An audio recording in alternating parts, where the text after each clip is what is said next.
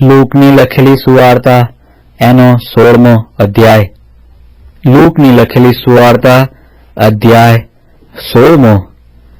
તેના શિષ્યોને કહ્યું કે એક શ્રીમંત માણસ હતો, તેની પાસે એક કારભારી હતો.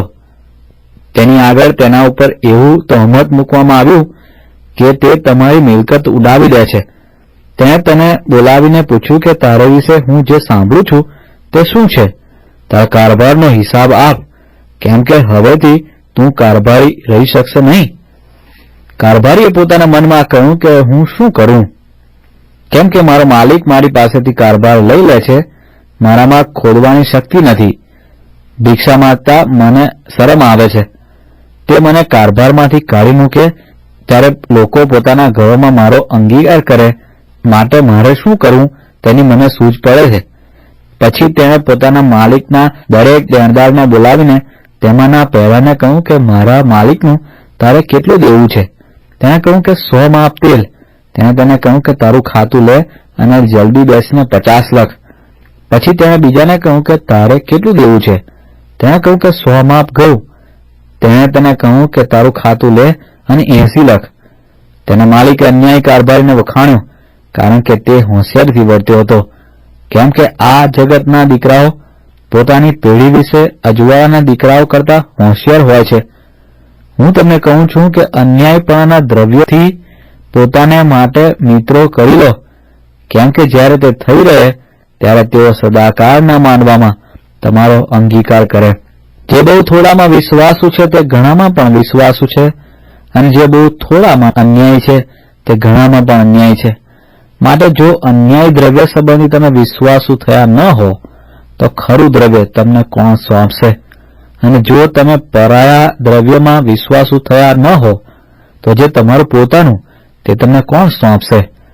કોઈ ચાકર 2 માલિકની ચાકરી કરી શકતો નથી, કેમ કે તે એકનો દ્વેષ કરશે અને બીજા પર પ્રેમ કરશે, અથવા તે એકના પક્ષનો થશે અને બીજાને તુચ્છ ગણશે. દેવની તથા દ્રવ્યની ચાકરી તમે કરી નથી શકતા. ફરોશીઓ દ્રવ્ય લોભી હતા. તેઓએ એ સઘળી વાતો સાંભળીને તેના ઠઠ્ઠા કર્યા.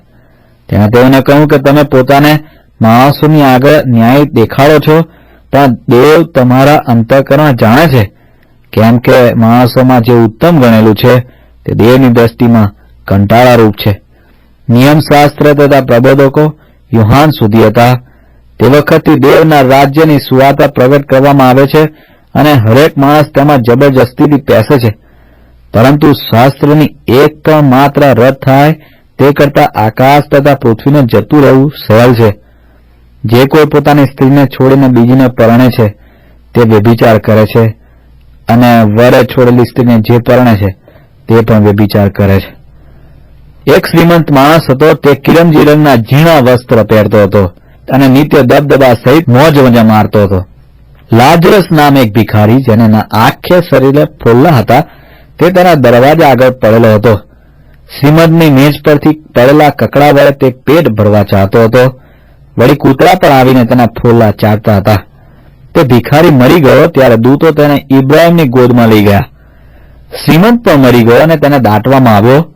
હદેસમાં પીડા ભોગવતા તેણે પોતાની આંખો ઊંચી કરીને દૂરથી ઇબ્રાહીમને તેની ગોદમાં બેઠેલા લાજરસને જોયા.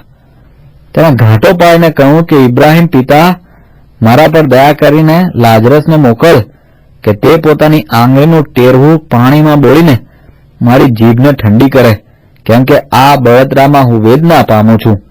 પણ ઇબ્રાહીમે તેને કહ્યું કે દીકરા, તારા જીવનમાં તું તારા સારા વાના પામ્યો હતો અને લાજરસ તો ભૂંડા વાના પામ્યો હતો. તે સંભાળ, પણ હમણાં અહીં તે દિલાસો પામે છે અને તું વેદના પામે છે. એ સર્વ ઉપરાંત અમારી તથા તમારી વચમાં એક મોટી ખાઈ આવેલી છે. તેથી જેઓ અહીંથી તમારી પાસે આવવા ચાહે તેઓ આવી ન શકે, અને ત્યાંથી કોઈ અમારી પાસે આ પાર પણ આવી શકે નહીં.